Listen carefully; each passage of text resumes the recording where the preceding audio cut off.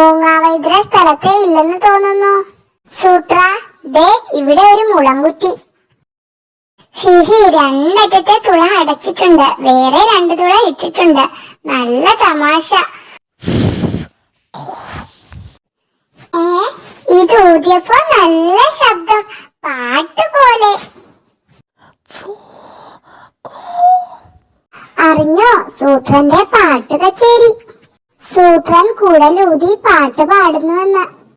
മുളയായ മുള തോറും തുളയായ തുള തോറും തുളയുള്ള മുളയെ തുളമുള എന്ന് പറയും, അറിയാമോ? കാട്ടായി കാട്ടുമുത്തപ്പനുണ്ട്. ആഹാ, ഒരു പാട്ടുകൂടി പാടണം. വേണം? വേണ്ട. വേണ്ടെന്നോ? മിണ്ടരുത്.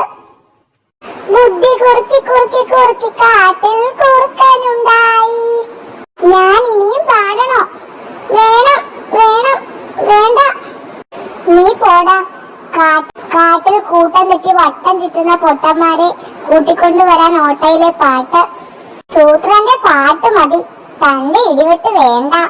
കാട്ടുതീയാളണ നേരത്ത് മുട്ട പുഴുങ്ങുന്നതാരാണ്? നിർത്തടാ പാട്ട്. അടിയടാ അവനെ, നിന്നോടല്ലേ മിണ്ടാതിരിക്കാൻ പറഞ്ഞത്. അയ്യോ, നിർത്ത. മൂങ്ങാവൈദ്യർ. ഹോ, ഇനി ഇവനെയും മുളങ്കുഴലിൽ കിടത്തേണ്ടി വരും. എന്നുവെച്ചാൽ നട്ടല് ശരിയാകാനുള്ള ചികിത്സയാ മുളയിലെ കിടപ്പ്. ഇതുപോലെ അടികിട്ടി നട്ടല് പൊട്ടിയ ഇവന്റെ അനിയന ആ മുളങ്കുഴലിൽ കിടക്കുന്നത്.